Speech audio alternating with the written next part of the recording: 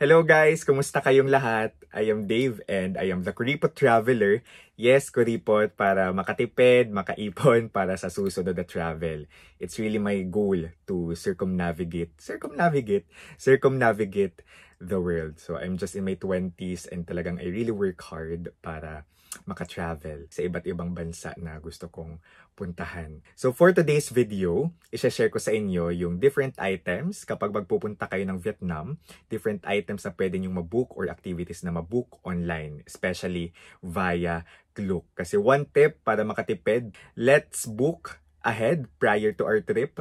Let's book online kasi dito tayo makakatipid and mas convenient kapag nag-book na natin yung mga kailangan nating mabook na activity and items via online. So, i-comment down ko yung different links ng mga activities and of course, may promo code Dave Gino para makasecure kayo ng discount sa Klook. Okay? Dave Gino. Kung may bago man akong promo code, i-edit ko lang din sa baba. So, without further ado, let's go. Number 1, of course, na dapat nyong i-book before kayo travel ay the hotel. So, I booked via Agoda. Iko-comment ko yung link sa baba. It's Sonata Central Hotel in the heart of the Old Quarter in Hanoi. So, we traveled to Hanoi, okay, for 5 days.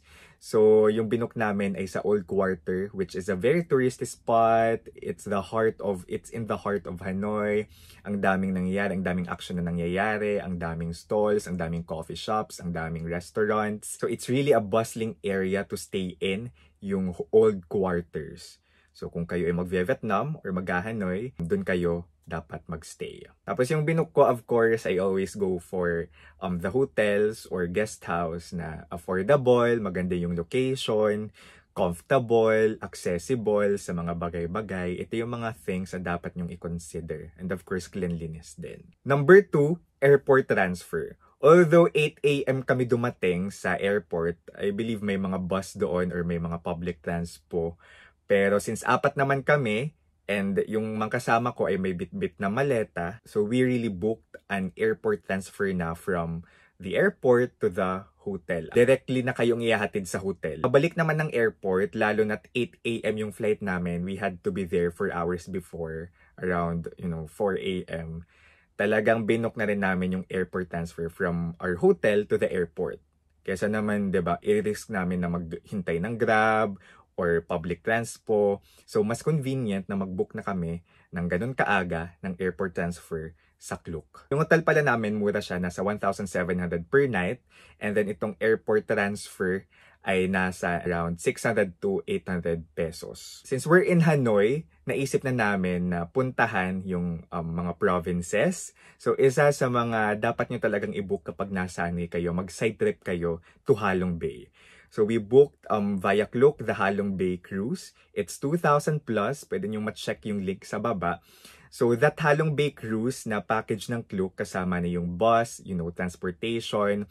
Sinundo kami sa mismong hotel namin because we're just in the Old Quarter. Kung nasa Old Quarter kayo, pwede na kayo mismo sunduin sa hotel ninyo ng tours na ibubuk ninyo.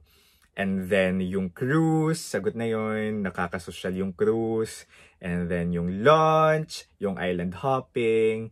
So, Halong Bay is a UNESCO World Heritage Site. And in 2011, alongside Puerto Princesa, Palawan, it was named as one of the 7 wonders of nature. Talaga namang napakaganda guys sa Halong Bay. Very, very breathtaking. Lalong-lalo na yung sunset.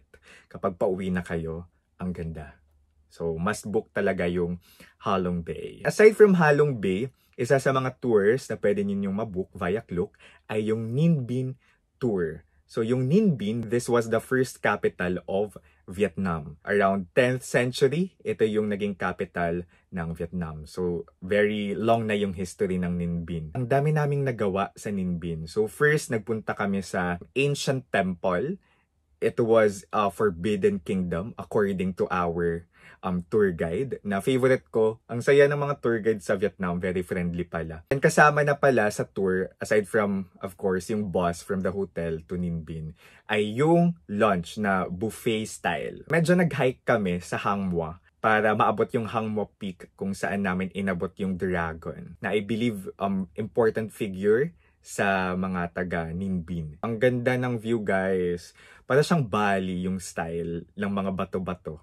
Very breathtaking din yung hang mo experience na pag-hike. Last activity namin ay yung this was my favorite part of the trip and one of my favorite activities talaga sa lahat ng trips ko abroad. Ito yung yung Trang An. Although it's pronounced differently in Vietnamese, pero sa internet Trang An siya. So this is a UNESCO World Heritage Site. Ilang oras din kami tatlo, 2 to 3 hours I think kami nag-boat ride na yung local na women yung nagsasagwan. Grabe yung beauty ng nature, yung natural wonders ng Vietnam, napakaganda, lalong-lalo na yung Trang An. Super relaxing, kumakanta pa nga kami ng Disney songs, diba? Nakaka-Disney princess yung experience sa Trang An, yung boat ride sa Trang An. Kung gusto nyo ng chill na experience, relaxing, makakapagmuni-muni kayo, super ma-enjoy nyo yung Ninh Binh province na tour. So yung Halong Bay, it's around 2,000 plus, and then yung Ninh Binh province tour, nasa 1,800 din siya or 1,900, almost 2,000. And again, makikita nyo naman yung prices sa link sa baba. And then yung water puppet show, this is also one thing, activity na pwede ninyong mabook sa Hanoi, via Klook. So yung water puppet show, it's just in the Water Puppet Theater in the heart of Old Quarter. It's a different experience. It was my first time to watch a puppet show actually, water puppet show pa, na very Vietnamese. And then that water puppet show, it showcased the culture and history. When we go to certain countries, certain places, it's really important to know the history and culture so that we'll better appreciate the country or places that we visit, diba? Mas nandoon yung appreciation, mas nabibigyan ng meaning yung trip natin. So it's nice to experience all these activities na binook natin via Klook sa Vietnam. And of course, kailangan nyo guys ng internet. So ako, I got my internet. So SIM yung ginamit ko. I got my SIM card via Big Travel Store. You can book this via online din, Big Travel Store. Iko-comment ko din yung link ng Facebook page nila sa baba. And then kung marami kayo guys, just like my friends, naghati-hati sila for a pocket wifi na they book din via Klook na pwedeng i-deliver sa hotel ninyo, doon nyo nakunin sa hotel. Marami pa akong Vietnam vlogs na pwede nyong mapanood sa YouTube channel ko, yung budget vlog ko. Kasi Vietnam, it's the cheapest country in terms of expenses na nabisita ko. And naka 15K lang ako all throughout the trip. Ito yung all-in expenses. And then marami kayong pwedeng kainan na nasa Michelin Guide na mapapanood nyo din sa YouTube channel ko kung saan kayo pwede kumain. Mga cafes na pwede puntahan because Vietnam is the second largest producer of coffee according to what I read online.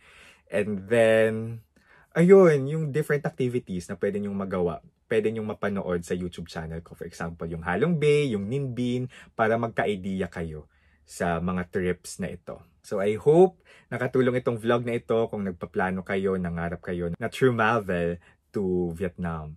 I believe Vietnam is such an underrated country. Napakaganda ng Vietnam. Yung mixture ng natural wonders tapos yung pagiging bustling, chaotic ng Hanoi, especially in old quarters. I really appreciated its charm. Yung ancient country na charm, yung ancient city na charm, nasa Hanoi siya and nasa Vietnam. So this is Dave, the Kuripot Traveler.